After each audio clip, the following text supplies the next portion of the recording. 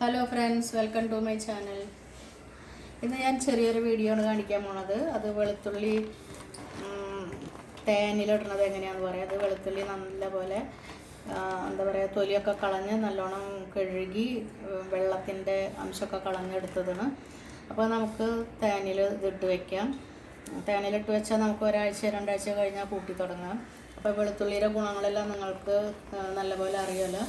ഇതൊരു ആൻറ്റി മൈക്രോബിയലാണ്, anti fungal, anti viral, anti microbial പ്രോപ്പർട്ടികളാണ്. നമ്മുടെ HDL LDLD ലെവലെല്ലാം മെയിൻറ്റെയിൻ ചെയ്യും. പിന്നെ കഫ്, കോൾഡ്, ഫ്ലൂ ഇതെല്ലാം കുറയ്ക്കാൻ നല്ലതാണ്. സെൽ ഡാമേജ് കുറയ്ക്കും.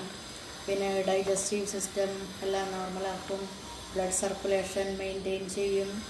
പിന്നെ ആർട്ടറിയുടെ വാളിൻ്റെ ഉള്ളിലൊക്കെ ഒട്ടിപ്പിടിച്ചിരിക്കുന്ന എന്താ പറയുക, ഫാറ്റെല്ലാം ഉരുക്കി കളയും. അപ്പോൾ അതിനൊരു ഡെപ്പോസിറ്റ് ഉണ്ടാവും ഇന്നർ വാളിൽ. അതിനെ അതിരോസിറോസിസ് എന്നാണ് പറയുക. അതെല്ലാം കുറച്ച് ബ്ലഡ് സർക്കുലേഷനൊക്കെ നോർമലാക്കും. അങ്ങനെ പലതിനും നല്ലതാണത്. അപ്പോൾ നമുക്കിത് എങ്ങനെയത് ഇടണമെന്ന് കാണിക്കാം.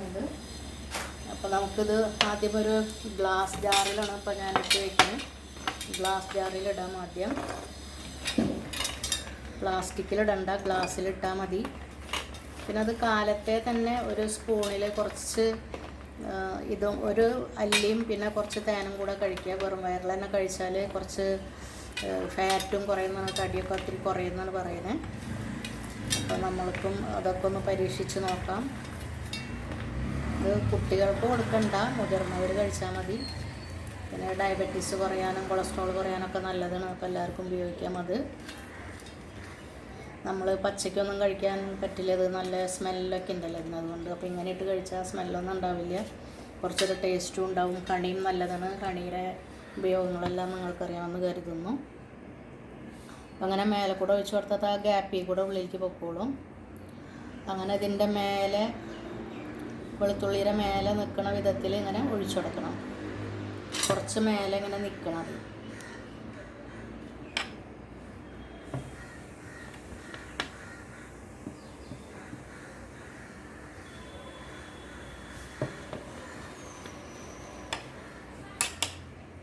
ഇതൊരു കൊല്ലം വരെയൊക്കെ ഇരിക്കും. അപ്പോൾ കുറച്ച് കളറൊക്കെ മാറും വെളുത്തുള്ളിയുടെ. കുറച്ചൊരു ബ്രൗൺ കളർ പോലെയാവും ഈ തേനിൻ്റെ കളറും കൂടെ പിടിച്ചിട്ട്. തീരെ സ്മെല്ലൊന്നും ഉണ്ടാവില്ല ഇങ്ങനെ കഴിക്കുമ്പോൾ. 2 ദിവസം കഴിയുമ്പോൾ വെറുതെ ഒന്ന് ഇളക്കി കൊടുക്കണം. എല്ലായിടത്തേക്കും ആയിട്ടില്ലെങ്കിൽ കുറച്ചും കൂടി ഒന്ന് ഒഴിച്ചു കൊടുക്കുക തേൻ.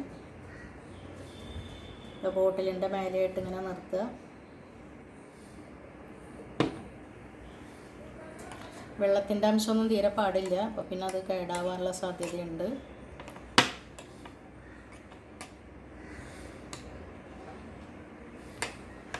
അപ്പം ഇങ്ങനെ ഒഴിച്ച് വയ്ക്കുക, നന്നായി ടൈറ്റാക്കി അടച്ച് വയ്ക്കുക.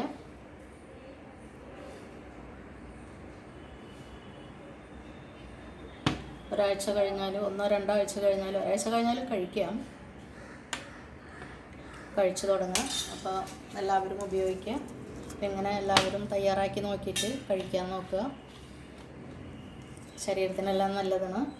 അപ്പോൾ നിങ്ങൾക്കെല്ലാവർക്കും എൻ്റെ വീഡിയോ ഇഷ്ടപ്പെട്ടു എന്ന് കരുതുന്നു. ഇഷ്ടപ്പെട്ടെങ്കിൽ നിങ്ങളെല്ലാവരും ലൈക്ക് ചെയ്യുക, ഷെയർ ചെയ്യുക, സബ്സ്ക്രൈബ് ചെയ്യാനും മറക്കരുത്. Thank you. മറ്റൊരു വീഡിയോയുമായി വീണ്ടും എത്താം.